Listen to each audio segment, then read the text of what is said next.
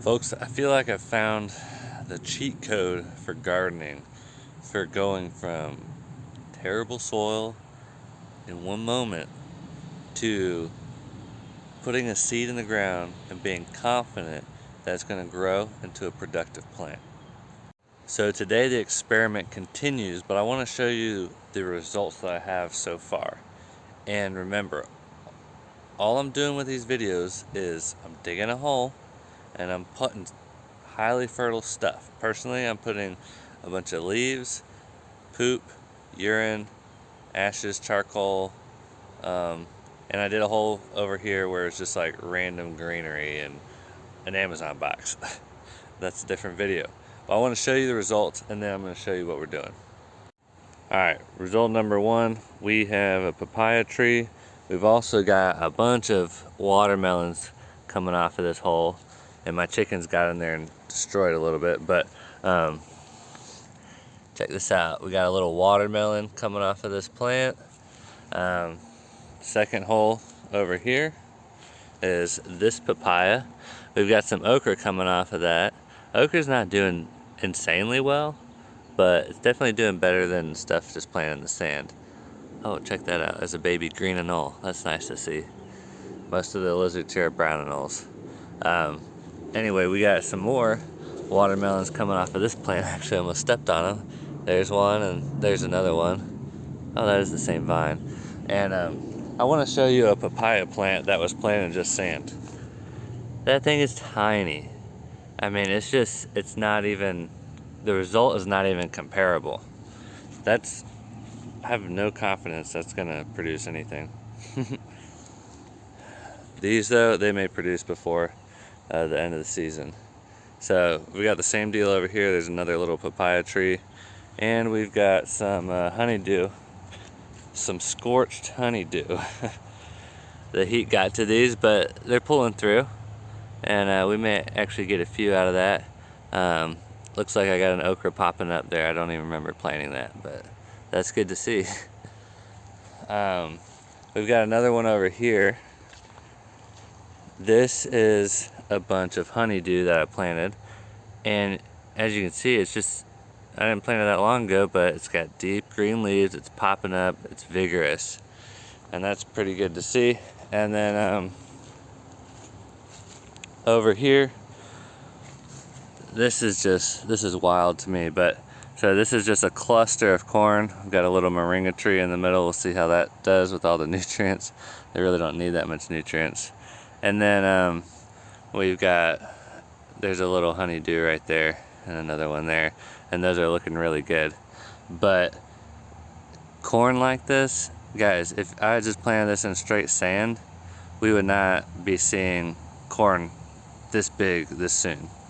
So these roots have already hit some good fertility down there, and they're already beginning to take advantage of it. That's incredible. All right, and this is the latest, I call them poop holes, call them whatever you want. This is the latest one though, and we've got little corn popping up. This is from a few days ago. And I put an orange tree and a lemon tree right next to each other just for the heck of it, see what they do. And everything's popping up very vigorously. All this corn looks really great. I'm really pleased with this. So I'm anticipating, see, this is corn with basically no amendment. I put some compost down last winter, and talk about disappointing corn. So I'm interested to see, just, you know, literally 2 feet over, how this corn does compared to that corn, because I'm expecting this corn to do way better. And with this one, I did a longer hole, and so I didn't just do a deep hole like I did over here. But if I don't have roots, I'll do a wider and shallower hole as opposed to a narrow and deep hole. So right there, I didn't have any roots, but man, over here I'm getting killed by these oak tree roots. So all these roots are near the surface, so once I punch through them, I just go straight down, and you know, this is a fairly deep hole. But I think as long as there's nutrients down there, the roots are gonna dig deep and go get that nutrients. All right, so got leaves, banana peel. Not pretty, but it works.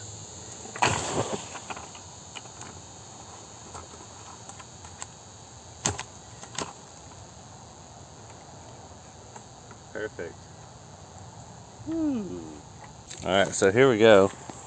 We've got our poop hole. And yeah, it doesn't smell nice, that's for sure. But as you can see, we've got about 10 inches space between the surface and what I've filled in. And actually, I could pack this down and put some more stuff in there, but I don't really have anything on hand at the moment. Actually, I could. Let's make this interesting. All right, you know me, you can't stand to. I can't stand to do anything normal, so we're gonna take some hog bread and stick it in there. Plants will love that, because guess what? That was just a plant. It was a wheat plant, and it took the seeds, ground them up, made bread, and now we're gonna break this down to its basic components and then restructure those basic components into cucumbers. That's what we're growing out of this one.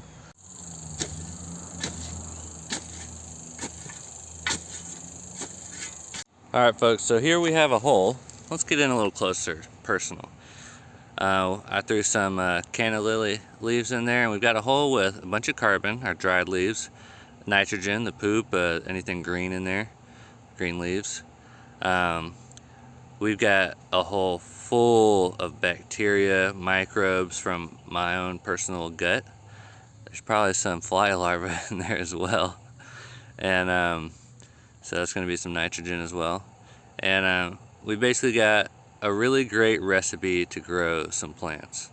So we're going to cover this over and plant some seeds.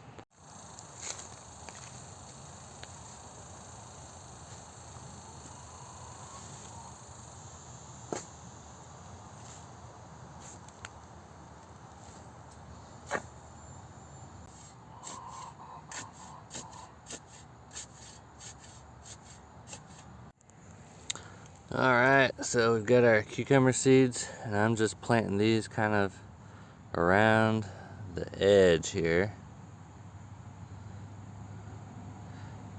And I kind of like to go a little bit on the deep side with planting seeds. Yeah, just because I think it's better for the roots, and they can reach down a little better, and they'll spend a little more time in the ground germinating and developing those roots before they come up. So there you have it. Folks, if you haven't tried digging a hole and putting stuff in it and growing food from it, I would highly encourage you to just do it. It's the easiest thing in the world. You don't have to be weird like me and use poop and urine and all that stuff. Just take some greenery and just pack it full of stuff.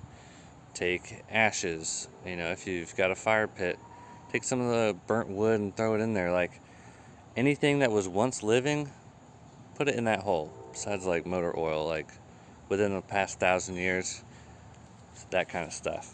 Food scraps, put it in the hole. I mean, literally, the options are endless, and that's what I like about this method, is you can exercise your own creativity and your own critical thinking. And once you begin to understand and wrap your brain around how the natural world works, it's like you've gained a superpower. I mean, this back here, this is magic. This is just straight up magic. Maybe I should get some magic beans and plant them there. That'd be fun. But the point is, like, this is how the world works. And if we don't believe it and we ignore it, we will not be productive with food. And we're seeing that right now with the way we do our big agriculture. We don't put organic matter, we put chemicals into the soil to get a result.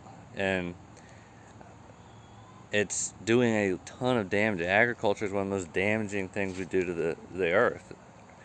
And I should say conventional agriculture, Western conventional agriculture.